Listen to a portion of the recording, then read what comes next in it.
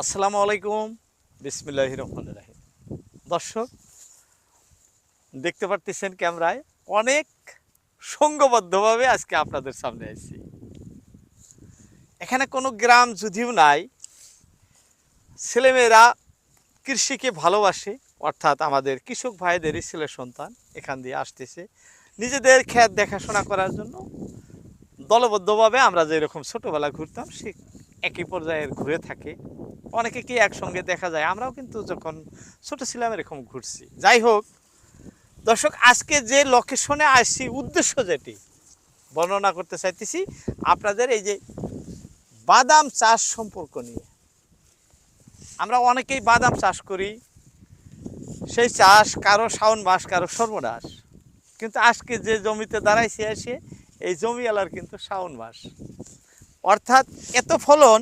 যদিও গাছ অল্প পাতল আছে, দেখাইতেছি আমি, গাছগুলো যদিও অল্প পাতল আছে কিন্তু ফলন প্রচুর। এই যে এই সাইডটা দেখেন কত ফলন আছে, একদম বহুত।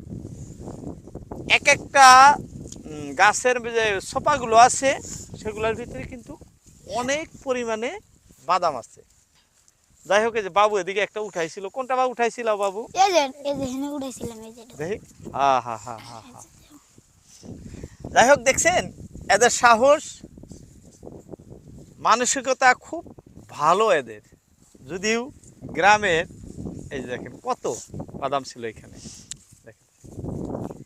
মানে এই জমির মালিক যিনি, প্রচুর এই ধরনের বাদাম কিন্তু এখান থেকে পাবেন, কারণ এইবার ভালো হয়েছে বাবু, বাদাম ভালো হয়েছে। ভালো হয়েছে।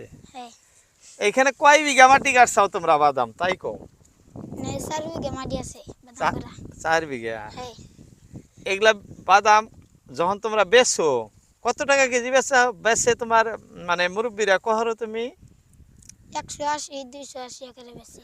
180 টাকা কেজি বা 280 টাকা কেজি আবার করে বেচছে। হ্যাঁ, 280 টাকা কেজি বেচলে বিসি, এই বাকলাটা ছাড়াইয়া খালি বিসিটা বেচে। হ্যাঁ, আর 180 টাকা বেচলে পুরা ইহুদ্দাই বাকলা চোষা হুদ্দাই বেচছে। হ্যাঁ, তোমার আইডিয়া ঠিক আছে গো।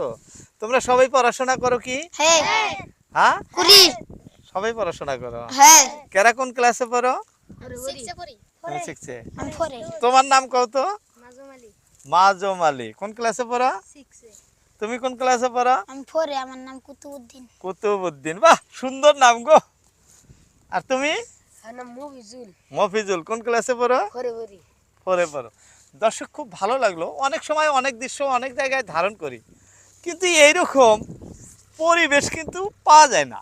অনেক জায়গার ছাওয়া পাওয়াদের মানে ক্যামেরা দেখলে পলায়া যায়, ভাগে, কথা বলতে পারে না, সাহস নাই। দেখেন তো, কে বলবো গ্রামের ছাওয়া পাওয়া, বলার ভাষা নাই।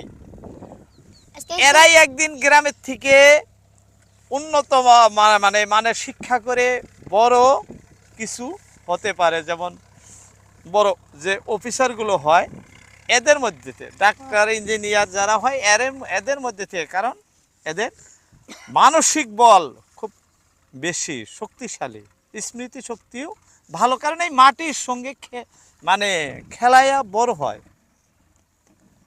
দর্শক, খুব ভালো লাগছে আজকের পরিবেশ।